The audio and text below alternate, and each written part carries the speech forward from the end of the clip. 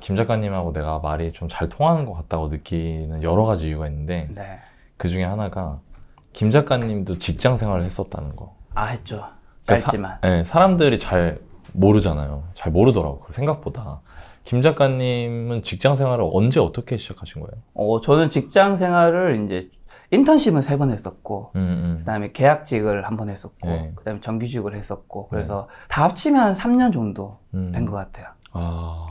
이 질문 한번 해봐도 돼요? 그때 벌던 거 대비 지금 몇 배 번다? 그건 얘기할 수 있죠. 왜냐면 네, 그때 네. 버는 걸 얼마 버는지 아무도 모르시니까. 네, 그렇죠. 그때가 제가 일단 학교를 되게 늦게 졸업했어요. 제가 학교를 2011년에 졸업했거든요. 10년인가 11년에 졸업을 해서, 그러니까 제가 사회에 나온 지 사실은 30대에 나온 거네요. 네, 그죠? 학교를 30살에 졸업했어요. 네, 정확하게. 네. 그리고 31살에 정규직이 됐어요. 그러니까. 엄청 늦었던 거죠. 네. 그때보다 지금 한 40배 정도 버는 것 같아요. 한 달에? 그러니까 한 같은 달이든 기간에? 네, 연이든 연봉으로 쳤을 때 그러면 그때 40년 벌 거를 네. 지금 1년에 버는 거네요? 굉장히 많이 번다 볼 수 있죠. 그때 대비해서는. 도대체 뭐가 달라진 것 같아요? 그때랑? 그때랑 지금이 달라진 거는 네. 가장 큰 거는 결국에는 아까 이제 저희 아버지 택시에서 연동된 건데, 부의 크기란 게 단계가 있더라고요. 저도 이제 많은 분들 인터뷰를 하잖아요. 그러면서 왜 사람들이 부자가 되지 못할까요? 어떤 이유가 있으세요? 많이 물어보거든요. 근데 이제 많은 분들이 그 레버리지를 하지 못해서, 아니면 뭐 새로운 플랫폼 활용하지 못해서, 아니면 열심히 살지 않아서, 굉장히 많은 이유를 얘기하잖아요. 그래서 저 듣다 보니까 근데 뭔가 더 구조적인 문제가 있을 것 같다는 생각이 드는 거예요. 네. 그래서 생각해 보니까 부위 크기는 한 3단계 정도의 딱 벽이 막혀 있겠구나라는 생각이 들었어요. 그러니까 1단계는 결국 부위 크기라는 거는 결국 내 몸값, 시간값이 있잖아요. 네. 내 시급이란 게 있는 거고, 거기에 곱하기 노동 시간인 거잖아요. 그리고 우리는 사실은 주 52시간 이내로 일을 하죠. 네. 우리가 이제 한 달 월급과 연봉으로 받다 보니까 내가 시급으로 계산을 곱하기 된다 생각을 못 하지만, 사실 시급을 곱하기 해서 우리는 연봉을 받는 거예요. 네, 맞아요. 그렇죠? 그러면 이 시간값, 우측에 있는 시간값이 있다면, 문제는 이 시간값에 이 제한값이 있습니다. 제한값은 뭐냐면 결국에는 24시간. 24시간이죠. 그리고 참고로 24시간 일을 절대 못합니다. 그럼 죽죠. 죽어요. 죽을 것 하루에 같더라고요. 12시간 일 못해요, 어차피. 네.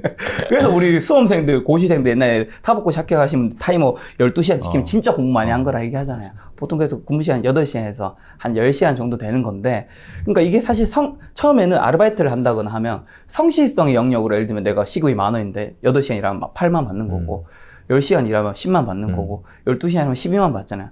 성실성을 어느 정도 높일 수 있죠. 근데 높일 수 있는데 벽에 부딪히죠, 어쨌든. 24시간 시간 제약과. 네. 그러면 이제 좀 더 똑똑하신 분들이 이제 성실성만으로는 답이 없구나. 앞에 있는 몸값을 바꾸려고 하죠. 몸값을 바꾸기 위해서 역량과 자기개발과 자격증과 어학연수와 뭐 석사, 박사 이런 것들을 하는 게 사실 다 내 몸값 높이려고 하는 거잖아요. 근데 이 몸값에도 벽이 너무 큰 게 2가지가 있더라고요. 뭐죠? 첫 번째는 뭐냐면 연봉 인상률이 낮아.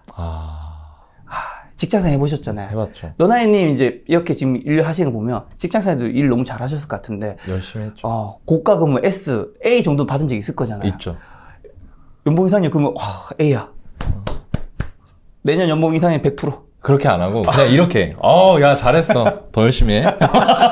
그리고 연봉 인상률은 사실은 20%를 넘지 못해. 못 넣어. 20%는 진짜 말도 안 20%는 되는 진짜 거야. 미친 거고, 뭐 작게 뭐 사장 하면 아들이냐, 뭐 로얄 패밀리냐, 막 5%, 10% 이 정도란 말이에요. 그렇죠. 그러면 내 연봉이 2배가 되려면 도대체 몇 년이 지나야 되는 거예요. 그러니까. 그럼 한 7년 정도 지나야지 10%를 뭐 복리 한다 하더라도 7년 정도 지나야지 2배를 한 거죠. 그러면 내가 3천인 사람이 연봉 6천이 되려면 이미 또 한 7년이 지나야 돼요. 7, 8년 지나야 돼. 너무 오랜 시간이 걸리죠.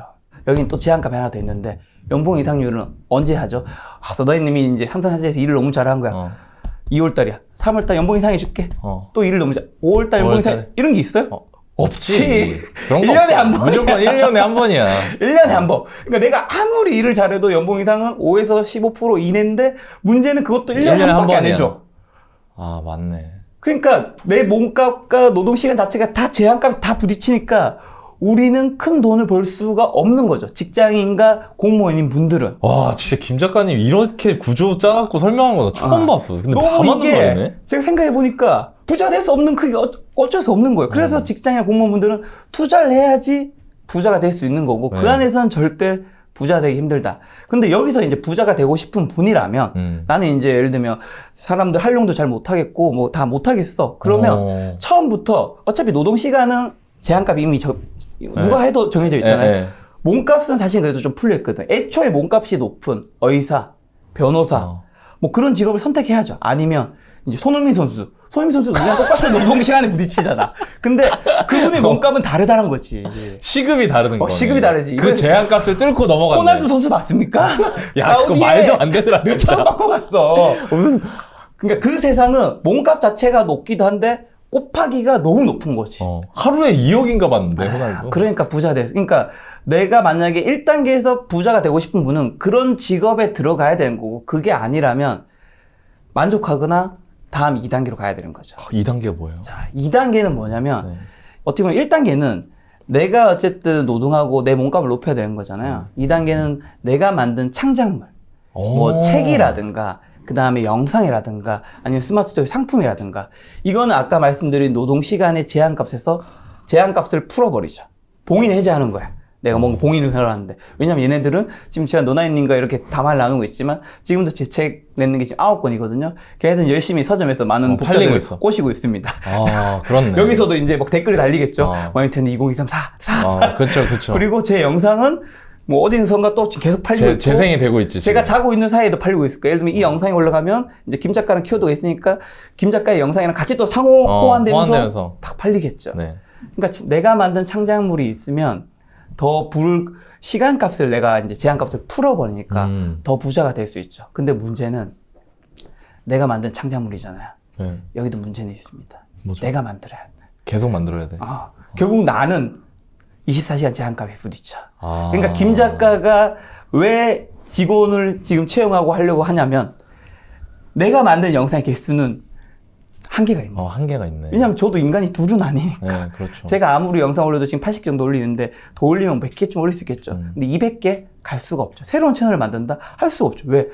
그러면 많은 분들이 김 작가 열심히 살지 않았어. 김 작가 똑똑하지 않아서. 직장 생활에서도 내가 똑똑하지 않아서 그런가? 내가 열심히 살지 않아서 그런가? 내가 다른 방법을 이게 아니라 내가 가진 시간이 한계가 있으니까 나도 뭐 다른 삶을 즐겨야 될 거예요. 여러분도 뭐 일만 하고 살 거 아니죠. 그렇죠. 연애도 해야 되고 네. 애들도 봐야 되고 영화도 보러 가야 되고 친구랑 술도 한잔 해야 되고 시간이 없단 말이야. 그러니까 2단계에서는 내가 만든 창작물로 인해서 더 큰 부를 달성할 수 있지만 결국에는 내가 만들어야 되기 때문에 다시 돌아온다. 다시 돌아오는 거죠. 그러니까 부익회가 더 높아진 거죠. 다만 2단계에서 좀 중요한 거는 내가 만든 창작물이잖아요. 네. 그 창작물로 인해서 내가 부자가 될 수 있는지는 한번 고민해 보셨으면 좋겠다. 그러니까 제가 직업이 이제 작가잖아요. 네. 원래 그래서 김 작가인데 네. 제가 2012년에 첫 책을 냈어요. 31살 때 첫 책을 냈는데 그 책이 잘 됐어. 그리고 그 이후 유튜브 하기 전에 총 한 5, 6건 책을 냈어요. 네. 제가 자기개발 분야 전문 작가였단 말이에요. 그 분야에서 그래서 상위 5% 안에 들었던 것 같아. 근데 책을 내면서 알게 됐어요. 내가 책으로 부자 될 수 없구나. 맞아. 그렇더라고. 책 내보셨잖아요. 네. 많이 팔렸는데. 그리고 많은 분들이 책 팔러 왔네라고 하지만 정말 책은 큰 돈이 되지 않습니다. 맞아요. 제가 1년에 10만 권 정도 파는 책을 매년 계속 내면 어느 정도 되겠지만 그러면 어느 정도 되겠지. 근데 많은 분들이 성인 연평균 독서력이 10건이 안 돼요. 그러니까 시대 자체가 책을 이미 안 보는 시대가 됐어. 그러니까 시장 파이 자체가 굉장히 작아진 시대예요. 근데 거기서 내가 저희 아버지가 택시 운전하시면서 할 때처럼 작가로서도 부자가 될 수 있을까? 부자가 될 수 있을까? 하면서 왜 사람들이 책이 안 보지? 세상이 잘못됐어. 사람들 지금 아니지. 책을 봐야 지성이 있는데 책도 안 보고 요즘 유튜브나 보고 말이야. 이게 말이 돼요? 유튜브를 해야지. 시대가 바뀌었는데. 네. 그러니까 작가라는 사람이 직업도 예전에는 많은 분들이 찾는 콘텐츠가 책이었으니까 그거를 책으로 전달한 거라면 지금 시대가 원하는 게 영상이라면 저는 작가라는 사람도 영상으로 그 콘텐츠를 전달할 수 있다고 생각하거든요. 그러니까 그거를 그렇네. 내가 여기서 부자가 될 수 없는데 자꾸 뭔가 세상이 잘못됐어 하는 것보다는 그럼 사람들은 지금 뭘로 보고 어쨌든 뭔가로 그 콘텐츠를 보고 있을 테니까 글로 찾아가야지 부자에 좀 더 만약에 내가 돈을 벌고 싶고 경제적 자유를 달성하고 싶은 분이라면 거기에 가까워진다라는 거고 마지막 3단계는 아까 이제 2단계가 내가 만든 창작물의 제한값이었잖아요. 네. 결국에는 이제 남이 만든 창작물이 있어야 되는 거죠. 결국에는 이제 비즈니스 사업가로 가야 한다는 뜻입니다. 사람을 채용해야 되는 거고 그 사람들이 너나이님이 지금 월급쟁이 부자들의 직원 수가 제가 알기로 한 3, 40명 정도 되는 걸로 아는데 너나이님 같은 분들이 계속 300씩 늘어나면 늘어날수록 월급쟁이 부자들의 채널은 더 커질 거고 사업은 더 번창할 거고 이게 이제 비즈니스로 가면서 더 큰 부를 근데 너나이님이 김 작가처럼 혼자 있으면 절대 이 구조로 갈 수는 없죠. 물론 이제 본인의 개인의 입장에서 어느 정도 부는 달성하겠지만 그러니까 이거를 자영업. 자영업인 거죠. 김 작가는 자영업인 겁니다, 여러분. 그러면서 내가 왜 내가 너나의 회사님처럼 더 큰 부자가 되고 이건 잘못됐다라는 거죠. 그 한계의 값이 정해져 있는 거니까. 그래서 저는 많은 분들이 이 부의 크기가 내가 부자가 못 되고 있다면 이 제한값을 하나씩 푸는 거, 몸값과 시급이라는 제한값을 풀어내고 그 다음 내 노동시간이라는 걸 풀어내고 마지막에는 나라는 것조차 봉인해제를 풀어내는 제한값을 풀어내는 것만큼 내가 부자가 될 수 있다. 고 생각을 합니다. 그러면 김 작가님은 만약에 이 두 가지 제한이 다 지금 붙어 있었어. 그리고 실제로 본인도 그랬잖아요. 그때 어떤 거부터 풀어내기 시작했어요? 우선은 당연히 이제 성실성 측면에서 열심히 살았죠. 재테크 콘텐츠를 만든 지가 사실은 채 3, 4년밖에 안 됐거든요. 저는 이쪽 바닥을 아예 몰랐습니다. 저는 사실 부동산으로 돈을 버는 사람들을 안 좋게 봤습니다. 이런 투기꾼 같은 거. 그렇게 봤습니다. 아니 남의 돈을 이용해가지고 남의 시간을 이용해서 했는데 이제 그거에 대해서 이제 아예 모를 때니까. 그렇지. 그게 이제 마치 꽁으로 그냥 다 먹는 거라 생각했던 거죠. 왜냐면 남의 레버리지 이용한다는 건 사실은 그게 부메랑이 결국 나를 도려낼 수도 있는 거를 몰랐던 거죠. 그래서 그 당시에는 성실하게 일을 했죠. 아버지처럼. 보통 이제 자식은 아버지 닮아간다 하잖아요. 아버지 어떤 게 굉장히 싫은데 닮아간다 하잖아요. 아버지가 뭐 술을 많이 마시면 그게 어릴 때 정말 싫었지만 나이 들면 본인도 마시고 있고. 저도 성실하게 살았죠. 성실하게 사는데 제가 직장 생활을 하고 책을 내고 강연을 하고 하는데 제가 부자가 되는 것 같지는 않더라고요. 그래서 일단 이걸 풀어내고 그 다음에 그럼 내 몸값과 시간값 어떻게 높일까를 고민하다가 그 다음에 그럼에도 불구하고 그러면 이제 강연 같은 걸 가면 돈을 많이 받잖아요. 네, 그렇죠. 근데 결국에는 그거는 계속 내 시간을 팔아야 되는 거더라고. 계속 내가 해야 돼. 그리고 부산에 가면 그 다음에 아무것도 할 수가 없어. 왔다 갔다 시간에. 근데 내가 왔다 갔다 한 시간은 강사비 포함이 안 시켜줘. 맞아. 그 시간만 딱 들어가니까. 그 시간만 들어가니까. 이제 그러면 내가 만든 창작물을 해야 되겠다 싶어서 마지막에 이제 유튜브로 왔던 거죠. 그리고 유튜브에서 대박이 났던 거죠. 저는 근데 이 제한값을 푸는 게 솔직히 무섭다고 생각해요. 많은 분들이 무서워할 거라 생각해요. 두렵다 생각해. 예를 들면 회사를 그만두고 내가 시급 빵원인 삶으로 가서 내가 전에 직장에서는 400, 500 받다가 이게 사라지는 거잖아. 이게 얼마나 무서워요. 그래서 부의 크기가 거기서 부딪히는 거고 그 다음에 저도 사실 직원을 편집자 외에 계속 못 뽑았던 이유는 무서웠어요. 진짜? 무서웠어요. 왜냐하면 일단 첫 번째는 직원을 뽑는 순간 비용은 확정되잖아요. 근데 내가 얼마를 더 벌지는 몰라. 모르니까. 그게 좀 무섭죠. 두 번째 무서운 거는 내가 직원을 활용할 수 있는 사람인가? 대표는 그래서 직원보다 나은 사람이어야 되는데 정말 해서 이 친구 인생까지 내가 어쨌든 끌어들이는 건데 괜찮은 건가? 무서운 거죠. 그래서 이제 제 부의 크기가 어느 단계에 부딪혔던 건데 저는 이거는 스스로 풀 수밖에 없는 거라 생각해요. 스스로 풀어서 더 큰 부로 가시거나 아니면 그 부의 크기에서 만족하시거나. 그 오버랩 하면 되지 않아요? 그러니까 뭐냐면 지금 당장 사업에 들어오는 게 겁나니까 이거 끊어지는 게 그러면 그걸 하면서 시도해 볼 수도 있잖아요. 하면서 할 수 있죠. 그죠. 그래서 저는 만약에 직장생활 하신 분이 우리나라 분들은 약간 특징 중 하나가 탁 하고 그만둬야지 뭔가 딱 전환하고. 그러니까 그렇게 엄마, 생각해. 어릴 때 그런 거 있잖아요. 엄마, 나 책상 안 사주면 공부 안 해. 나 컴퓨터 안 사주면 노트북 안 사주면 공부 안 해. 뭔가 선택이 너무 이윤법적이야. 그게 있어야만. 맞아. 노트북 있잖아. 공부를 안 해. 엄마, 마우스 없으면 공부 안 해.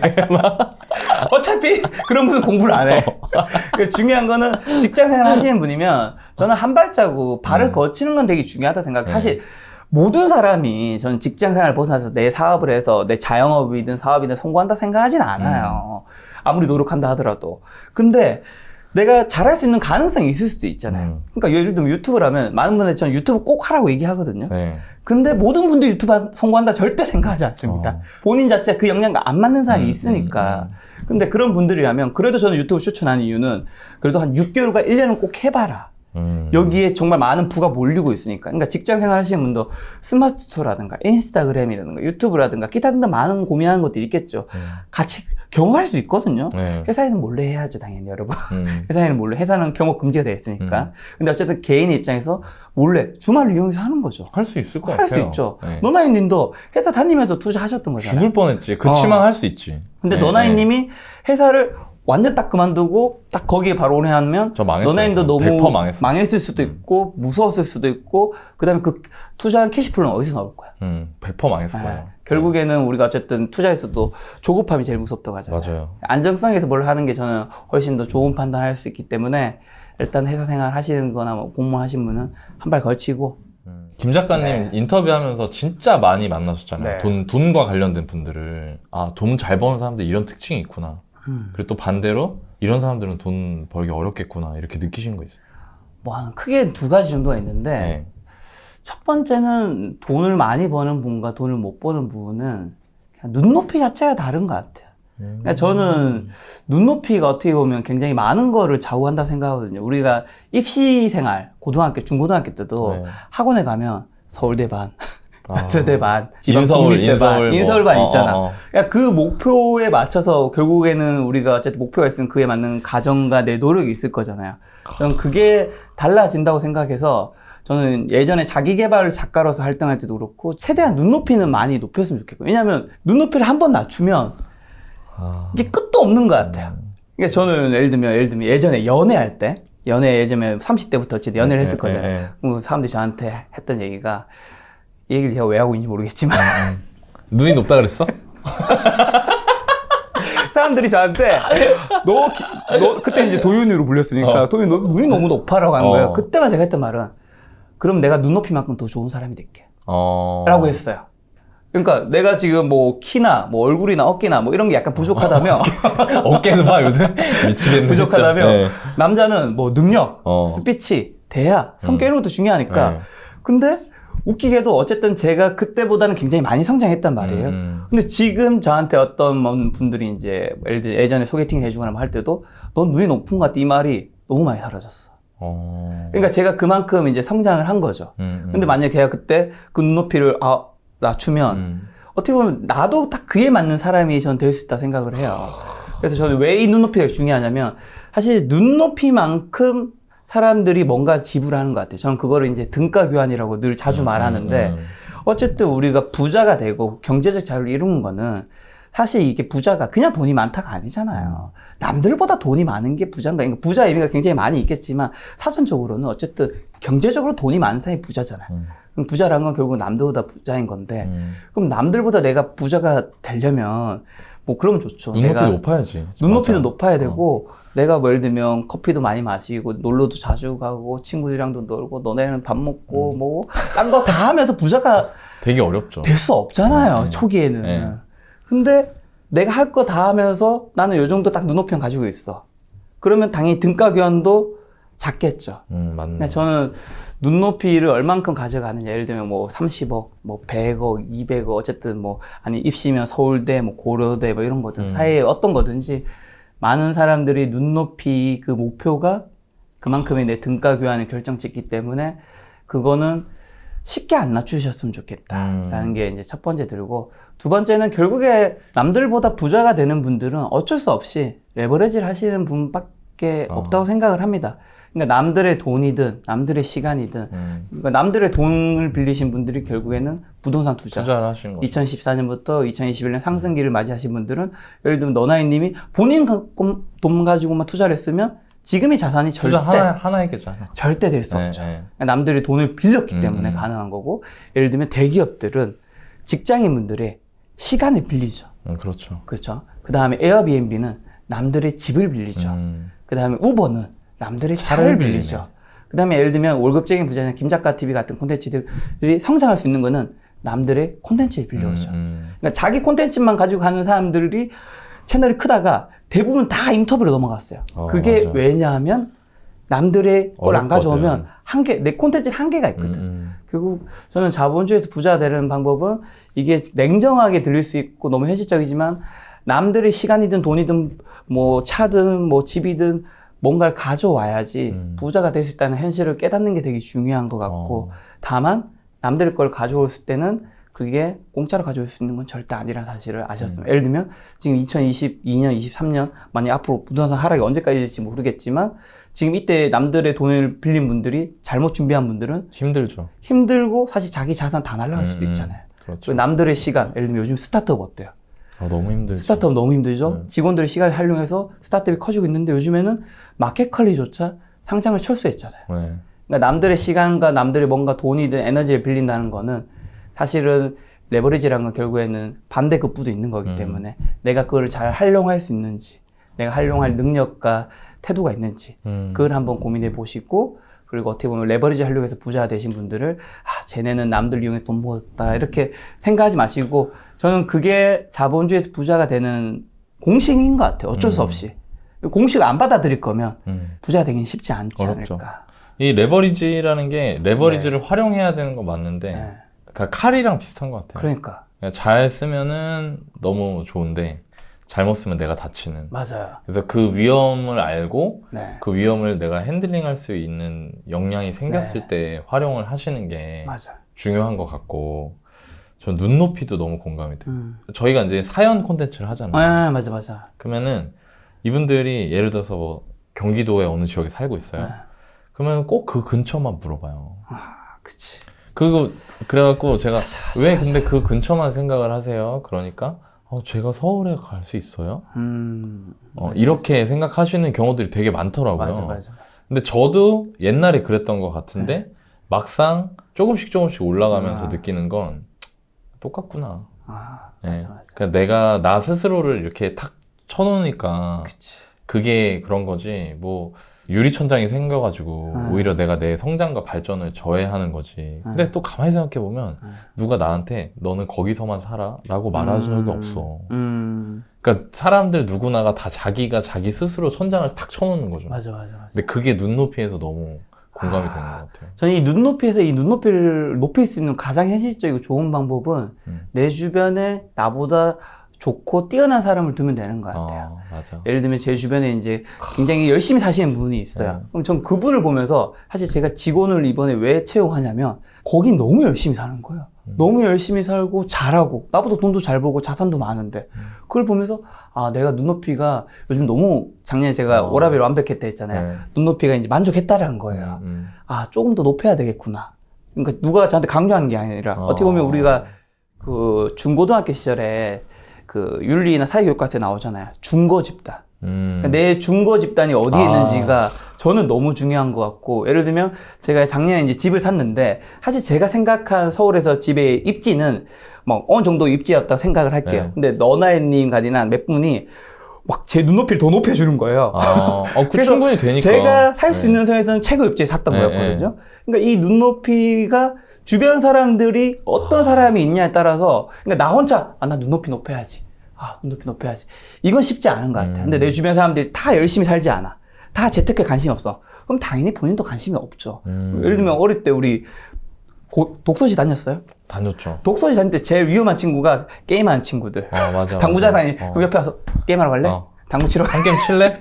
그거 어떻게 벗어나? 짜장면 엎어치기? 그거 치러 가거든. 그거 갔다가 노래방 갔다 오고. 근데 내 주변 토가리 중고 집단이 누가 있냐가. 저는 너나혜님이든 다른 분들이든 그런 분들이 있으니까 저도 더 열심히 살게 만들어주는. 막 집에서 막 놀고 있다가도 아닌데 열심히 좀 살아야 되지 않을까.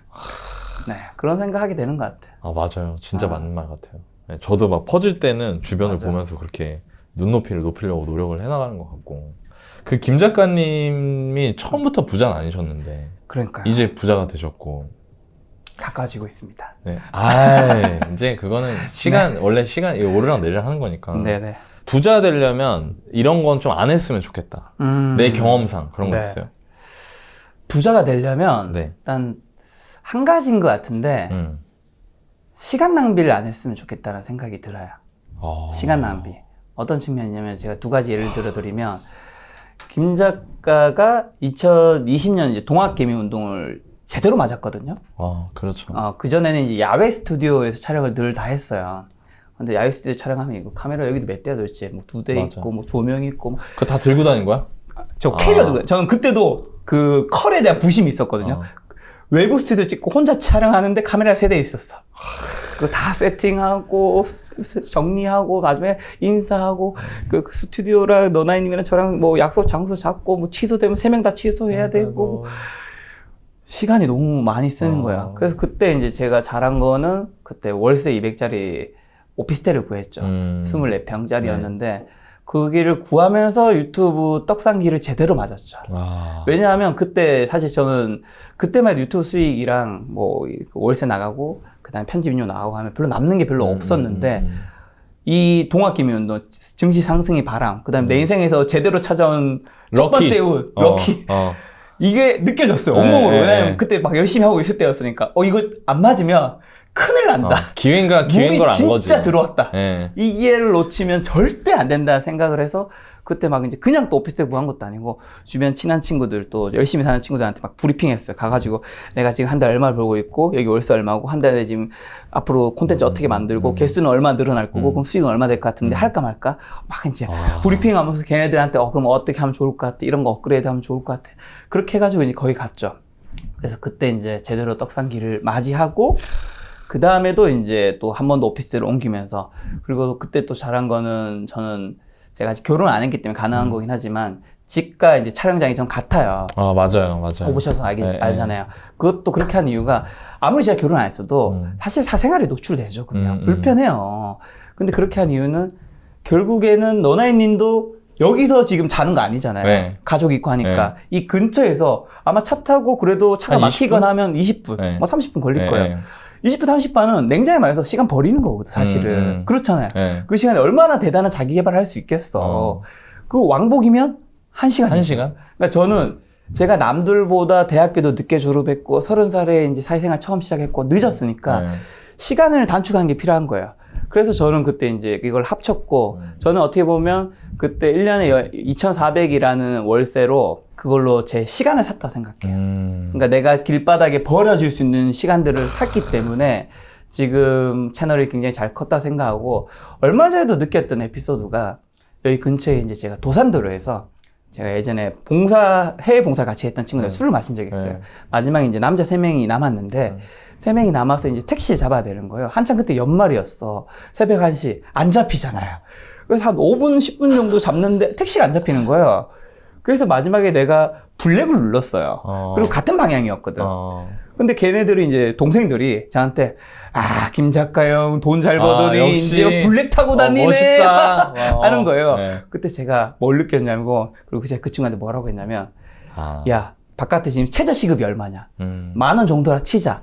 근데 너네 지금 직장 생활 하고 있고 나도 지금 일하고 있는데 너네 시급이 10,000원 아니라 뭐 20,000원, 30,000원, 50,000원 뭐 더 될 텐데 야 우리가 지금 여기서 시간을 죽이면서 택시를 기다리는 거는 오히려 마이너스인 바보 거다. 같은 짓이다. 우리는 집에 가서 푹 자고 우리가 더 열심히 뭔가를 해서 우리 시간 가치를 더 높게 만들어야 되는 건데 내가 지금 블랙을 잡는 건 돈이 많아서가 아니라 경제적 활동인 거지. 내 버려지는 시간이 너무 아까워서다. 그거를 내가 돈을 많이 벌어서라고 착각하지 않았으면 좋겠다. 그렇게 생각하면서 제가 사회를 좀 보니까 느껴지는 것들이 뭐가 많냐면 우리가 호텔 같은 데라든가 백화점 가면 발렛 하는 것도 있잖아요. 예를 들면 VIP 되거나 어떤 카드가 있으면 발렛이 되잖아요. 예전에 저는 항상 주차를 했거든요. 제가 뭐 자기가 주차하면 되지 굳이 발렛까지 맡겨 했는데 제가 우연찮게 이제 발렛 쿠폰 같은 거 줄 때 있잖아요. 백화점에서 발렛 쿠폰을 받아서 했어. 너무 좋아. 너무 좋아.